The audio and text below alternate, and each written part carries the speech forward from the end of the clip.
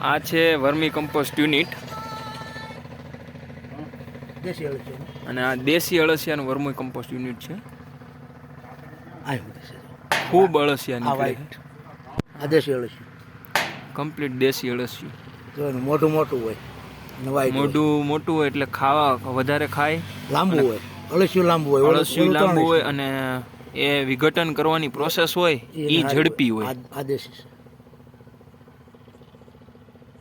અને જુઓ ઘણા ખેડૂત મિત્રો અવારનવાર કહેતા હોય કે ભાઈ વર્મી કમ્પોસ્ટ કેવું હોય, તો જો આવું કમ્પ્લીટ છે ને, આવું આ ટાઈપનું મોરમ થઈ જાય. જોઈ દાણી દાણી કમ્પ્લીટ દાણી દાણી બંધાઈ જાય.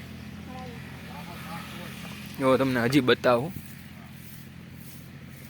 જો આ કેટલી મસ્ત દાણી બંધાઈ ગઈ છે.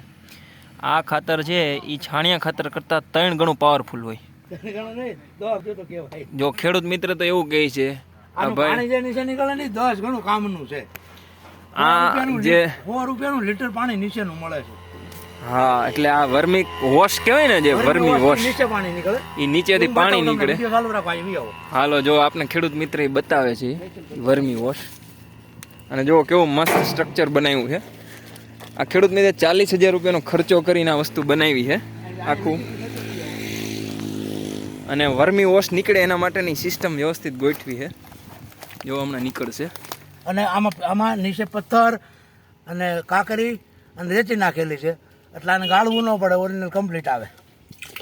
આ વર્મી વોશ કેટલું શુદ્ધ આવે છે, કમ્પ્લીટ જ આવે. આ પંપે કેટલું નાખવાનું હોય? ભાઈ આ પંપે નો નાખવાના, પાણી ભેગું પાવાનું હોય. જમીનમાં પાણી ભેગું પાવાનું. જમીનમાં પાણી ભેગું જ પાવાનું હોય. આને પંપે ચડાવવાનું હોય. 1 વીઘામાં કેટલું પાવું પડે? 1 વીઘામાં તો તમારી પાસે એવી સગવડતા, જેટલું પાવો એટલું કામ કરે, જેટલા પાણી પાવો એટલું કામ કરે, જેટલા વખત પાવો એટલું કામ કરે, એમ જેટલું પાવો એટલું કામ કરે, બીજું કાંઈ નહીં. બરોબર છે. આ સાહેબ આ કેટલા વર્ષ જૂનું છે આ ફાર્મ? આ તમે અળસિયાનું યુનિટ ક્યારે ચાલુ કર્યું હતું? હજી તો દિવાળી પછી ચાલુ કર્યું છે. દિવાળી પછી 6 મહિના, હજી 6 મહિના થયા છે. મને 10 બેગ તો ખાતર એને આપી દીધું. બરાબર. 10 થેલી આપી દીધું, 50 કિલો. જો ખેડૂત મિત્રો એક વસ્તુ એક બહુ મસ્તીની શીખવા જેવી છે કે આપણે યુરિયા ડીએપી ની થેલીઓ વાપરીએ. અત્યારે ડીએપી ની થેલી છે એ ઓછામાં ઓછા 1300-1350 રૂપિયાની આવે. ખેતરમાં 10 થેલી વાપરો, 13,500 રૂપિયાનો ખર્ચો થાય. એની જગ્યાએ યુનિટ ચાલુ કરો તો નાનામાં નાનો યુનિટ તમારે ચાલુ કરવો હોય તો 4,500-4,500 રૂપિયાથી ચાલુ થઈ જાય. તો એ એક વખત તમે યુનિટ ચાલુ કરી લ્યો તો એમાંથી તમને અત્યાર સુધીમાં તમારે કેટલું ખાતર આમાંથી આવ્યું? 10 થેલી. હજી તો 5 મહિનામાં 10 થેલી ખાતર. 5 મહિનામાં 10 થેલી ખેડૂતને ખાતર આવી ગયું છે. તો આપણું પોતાનું મેન્યુફેક્ચરિંગ. 1500 રૂપિયા કોઈ દે નહીં. હા, આ 1500 નો છે. આ કોઈ આમાં બધા તત્વો આવે, આ બધું 100% ખાતર મળે. હા, એટલે અને આ જો સિંગ પડી છે ને 100% ઓર્ગેનિક છે. જો આ સિંગ પણ છે 100% ઓર્ગેનિક છે, પણ વરસ પહેલું છે એટલે પહેલું વર્ષ છે. અને આ ખેડૂત મિત્ર છે, એમના ફાર્મનું નામ છે સતકેવલ પ્રાકૃતિક ફાર્મ. કેવલ પ્રાકૃતિક ફાર્મ. કેવલ પ્રાકૃતિક ફાર્મ.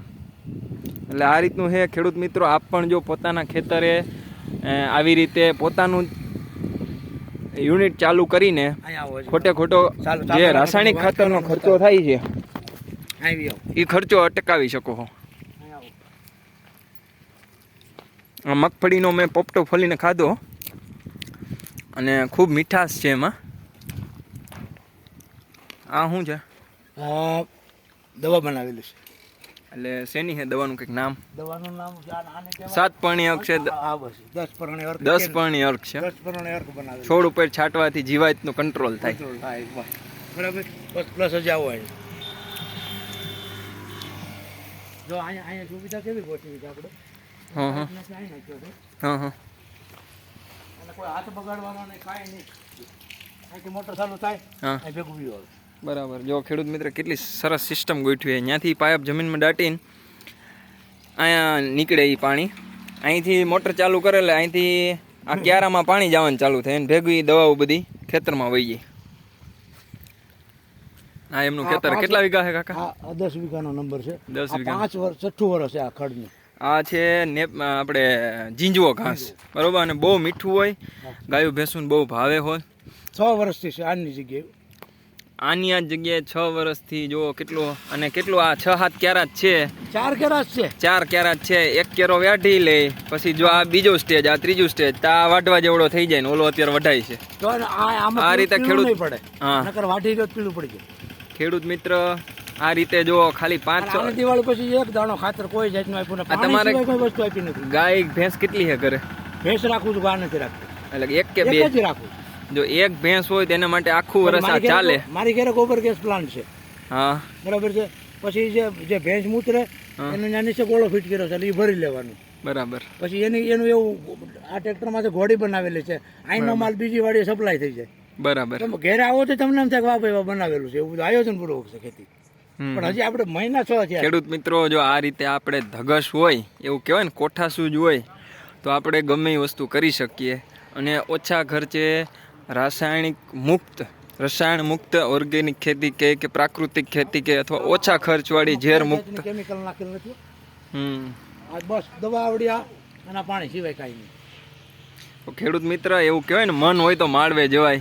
એમ જેમ ખેડૂત મિત્ર એકવાર વિચાર્યું કે આપણે પ્રાકૃતિક ખેતી કરવી ને આ બધું ઓટોમેટિક સેટઅપ મેં તો કર્યું. એટલું જ વિચાર્યું હતું કે મારે જમીન સુધારવી છે. આપણે જમીન સુધારવી, ખેડૂત મિત્રનો એવો હેતુ હતો, વિચાર હતો કે આપણે જમીન સુધારવી છે. મારી ગણતરી એવી હતી કે જમીન સુધારવી, બીજું કાંઈ કરવું નથી.